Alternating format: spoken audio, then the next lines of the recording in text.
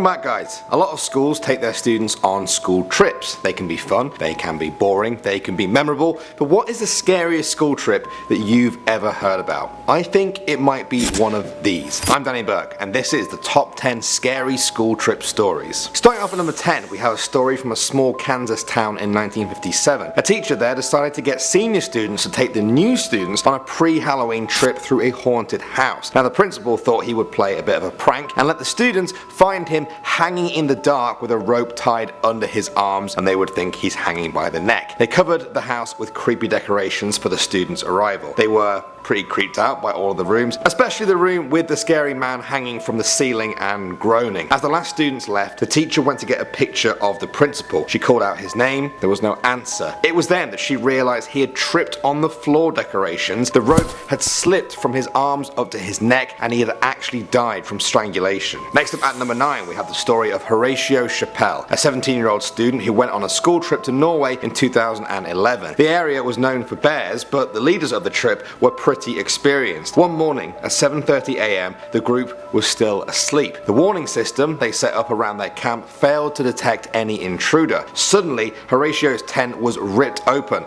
and there stood a huge polar bear. He barely had any time to move before the bear dragged him out across the snow, smashing his head against a rock. As the rest of the camp woke up, they left their tents just in time to see the bear slam again into Horatio. They did eventually kill the bear, but it was too late for him. Coming out at number 8 now, we have a story from the YouTube channel Mr. Nightmare. One of his subscribers said that in his first year of high school, he went on a school trip to an activity resort. He went with his friend Landon, and on the first day, they did go-karting, rock climbing and all that stuff before going to bed that night. Their ground floor room had a sliding door with a view to the lake. At 10 p.m, when it was dark, they went to bed and left the blinds on the sliding door open. He fell asleep, but was woken an hour later when Landon screamed. At the window was a tall, skinny old woman with long grey hair just staring through the window. She walked away, leaving them in shock. At the end of the next day, they fell asleep again, but he woke up to silence and just a strange feeling looming over him. He looked over to Landon to see if he was awake, but he couldn't see him. There was just black. He realized something was blocking his vision of the other bed. Not something, someone.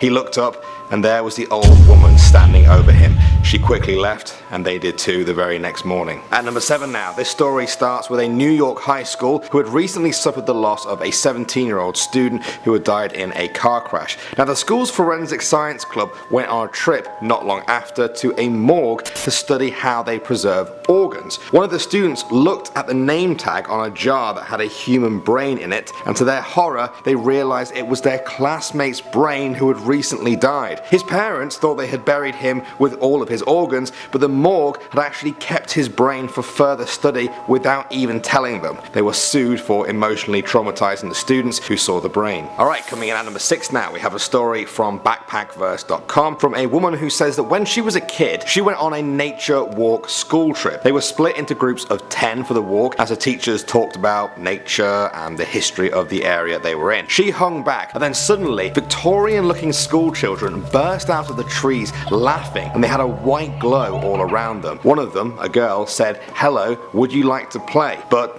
she was paralyzed with fear. She couldn't answer. The girl took her by the hand and into the woods. They got to a cave which was full of these ghostly children. She said they brought her there to be initiated into their family. It was then that she decided to run away, and they screamed, "Get her!" She didn't stop running until she reached her teacher, and although she could still see the children in the trees, she knew she was safe. Alright, next up at number 5 now, we have a story that will definitely scare any parents watching. In 2011, students at Lowell Elementary School in Seattle went on a school trip that needed parents to help chaperone the kids alongside the teachers. Now, during the trip, one of the parents recognized another chaperone, and then suddenly it dawned on her. He was on Washington's Most Wanted. He had been all over the TV after being arrested more than 20 times as a high violent offender, and he was wanted by police. He was also the parent of one of the girls on that trip. He went on the run again. The school ended up going into lockdown, but he did eventually surrender,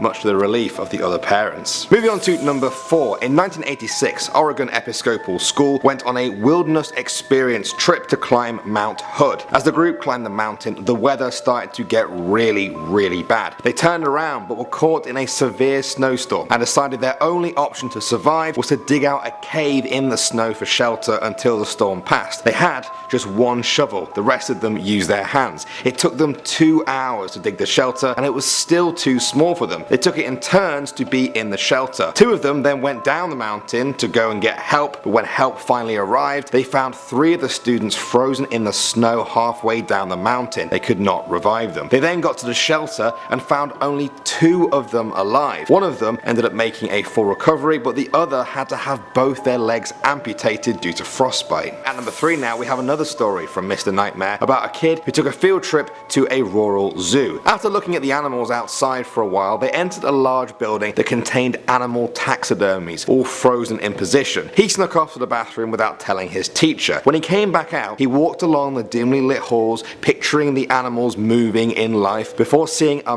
man hidden behind a stack of chairs at the very back. The man came out and asked, "Where is the group?" The boy said, "I don't know." The man then grabbed his hand and led him to an exit door and into the woods outside. The boy pulled back and the man pulled harder. Finally, a teacher saw them and screamed. The man let go and ran into the woods. The teachers saved the boy. The trip was then obviously cancelled, but as they left on the bus, he said he looked back out into the woods and saw the man crouching and smiling behind a tree. Coming in at number 2 now. In 2005, Joseph Lister went with his school to visit some caves in Yorkshire, England. As they explored the caves underground, the teacher decided to bring the group back to the surface because of rising water levels. When they got to the surface, the teacher turned around to find that Joseph was gone. The water kept rising and rising. The teacher called for help and 2 rescue teams came. They found Joseph 250 meters into the flooded cave. He was rushed to hospital but died 5 hours later with his parents by his side.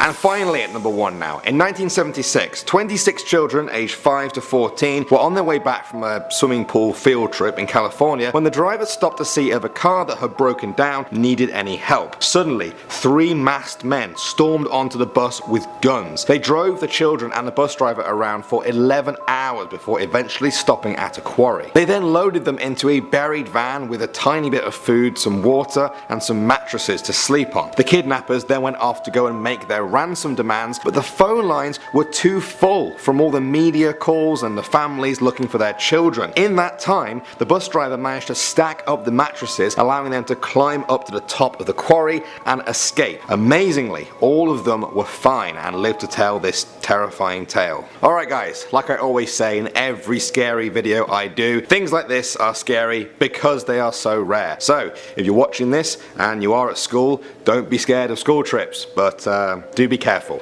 Yeah? Good. I'm Danny Burke. Thanks for watching guys, and I'll see you all in the next video.